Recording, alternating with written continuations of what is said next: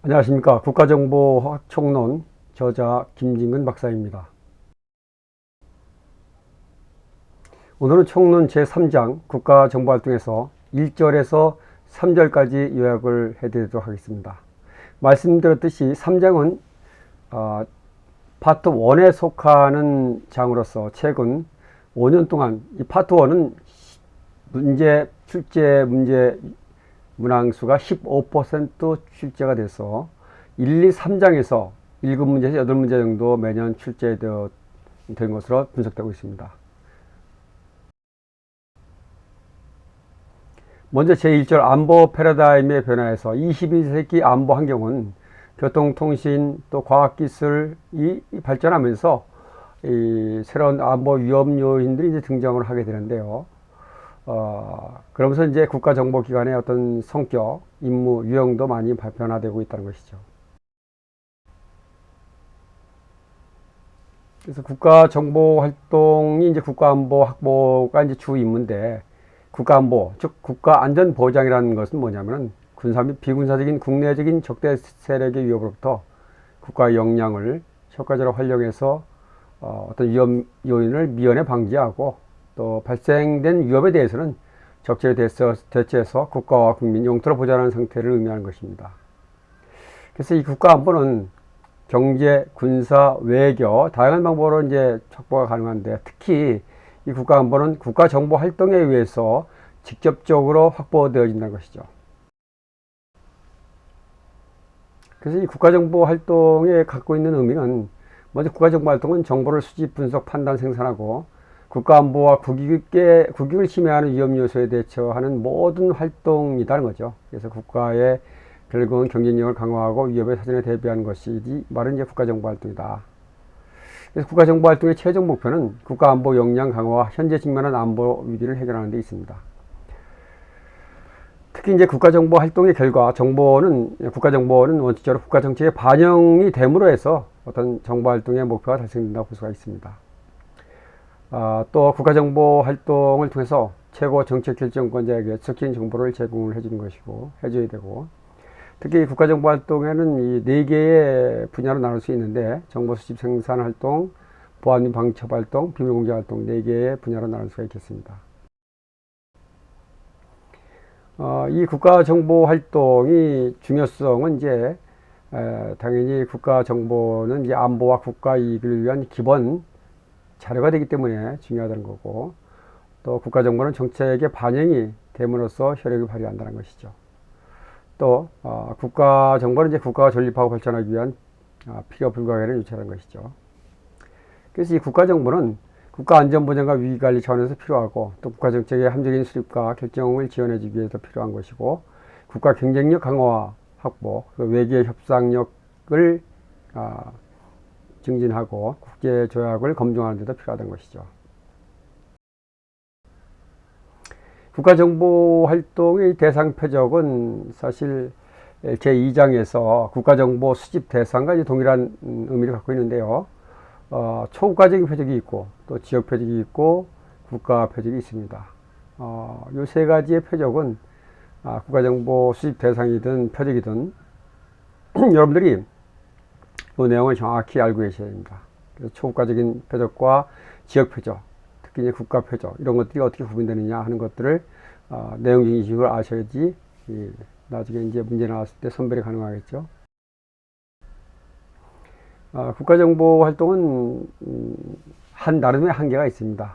왜냐, 정보는 결코 진실에 대한 것이다, 아니다 이런 말이 있는데, 이 말은 뭐냐면은 정보는 이제 현상을 파악해서 분석해서 분석된 내용을 보고하는 내용이 되는데, 이 정보라는 것은 시시각각으로 변한다는 거예요. 그래서 최종 판단에서 보고됐던 정보도 그 이후에 변화된 상황을 지속적으로 추적해서 변화 내용을 계속 파악해야 된다는 것을 의미하는 것입니다. 그래서 최종 보고된 정보가 마치 진실인 것처럼 과시하고 독불장 의식을 행동하지 말라는 이제 경고의 의미도 함축되어 있다고 볼 수가 있습니다. 이 정보가 이제 한계를 갖고 있는 이유는 바로 이제 정보기관이 아무리 최선을 다한다고 해도 생산된 정보와 진실이라고 단정할 수 없는 이유가 이제 상대방이 방첩 공작이라든가 역 공작, 기만 공작을 통해서 정보를 왜곡시킨다는 거죠. 또 허위 정보와 기만 정보를 보낸다는 것이죠. 그래서 결국은 이제 국가정보기관의 역할이 바로 이제 이 복잡한 정보 활동 세계에서 제대로 된 정보를 분석해서 수집해서 분석해서 출원하는 것이다 하는 것이죠. 그래서 이 국가정보기관은 늘 정보를 현상을 파악할 때 겸손한 자세로 중단 없는 정보 활동을 통해서 현상을 파악을 해야 되고, 특히나 특정 정보만을 이유로 해서 어떤 정책을 강요하는 근거가 돼서는 안 된다는 것입니다. 국가정보기관은 이제 사실 그 의의가 비밀 정보를 취입하는 속성만 계속 유지시켜 준다면은 어떠한 영역의 정책 업무에 대해서 정보를 지원할 수 있다는 거예요. 예, 그런 능력 갖고 있다는 거죠. 그래서 국가정보기관은 국책연구소에 하는 싱크탱크의 역할을 한다. 그리고 이제 국가정보기관의 존립의 목적은 당연히 국가안보 목표를 달성을 하는 데 있는데, 특히 이 안보 목표는 수시로 변할 수 있다는 거죠. 또 거기에 따라서 국가정보활동의 성격과 범위도 수정될 수 있다는 것입니다. 국가정보기관의 가장 중요한 임무는 결국은 모든 수단을 동원해서 국가안보에 필요한 첩보를 수집해서 체계적으로 분석을 통해서 정보를 생산해서 보고를 해주는 임무가 되겠습니다. 국가정보기관의 필요성인데, 이 국가안보와 전략적인 국가위기를 극복하고 또 국가이익을 극대화하고 국가 경쟁력 확보와 정책결정 과정 지원, 그리고 정보의 수요와 획득 방법에 대한 비밀성을 유지하는 차원에서도 국가정보기관이 필요하다는 것이죠.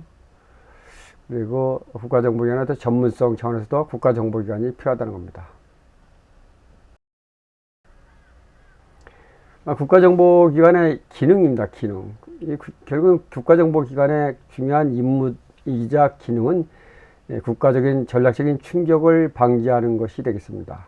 물론 평상시에 장기 전문 지식을 지속적으로 전달하는 그 역할도 중요하죠. 그리고 또 평상시 정책 수립 과정과 결정을 지원을 해주는 차원에서 중요한데, 특히 이제 정책 수립 과정과 결정을 지원해 준다는 이 측면이 바로 이제 정보의 정책 종속성을 나타내는 것이 되겠습니다. 그래서 정보와 정책과의 관계에서 정책은 정보의 반투과성을 통과해서 정보를 관여할 수 있는데, 정보는 정책을 관여할 수 없다는 거죠. 반투과성을 통과해서. 그것이 바로 정보의 정책의 종속성을 의미하는 것이 되겠습니다. 이 국가정보는 이제 전략적인 충격이 예방이 가장 중요한데, 하여튼 전술적인 충격과 전략적인 충격, 이 차이점이 가끔 시험에 나왔습니다. 그래서 전술적인 충격은 사전에 충격을 인지하고 예방하지 못하는 것이 이제 주 특징인데, 전략적인 충격은 사전에 충격을 인지하지 못했고 또 전혀 예상치도 못해서 예방과 대처가 원천적으로 불가능한 그런 상황이 되는 것이죠. 그래서 이것을 극복하고 예방하는 것이 최우선의 임무다, 국가정보기관. 그래서 미 의회에서는 8가지 정보활동 관련된 내용이 이렇게 정리를 의회에서 한 적이 있습니다. 그래서 정보활동이 왜 필요하다?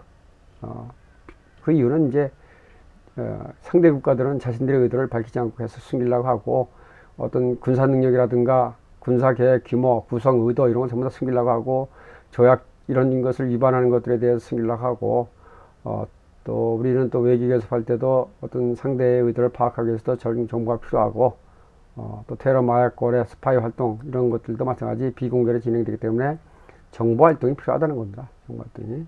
그래서 의회 보관 8가지의 정보 활동 관련 내용도 이제 이런 것들이 되는 것이죠. 또 22세기 국가정보의 주요 임무를 이제 미국의 이제 브라운 보고서에서 이제 정리를 했는데, 이 내용도 기본적으로 여러분들이 반드시 머리에 숙지를 해야 될 사항이 되겠습니다. 개념적으로. 이상 여러분들께 설명을 요약 강의를 마치고요. 하여튼 국가정보학 총론은 현재 종이책과 전자책으로 나와 있는데, 보시는 바와 같이 특히 이제 전자책은 전자책 판매 서점에서 인터넷으로 구매가 가능합니다. 많이 활용해 주시기 바라고요.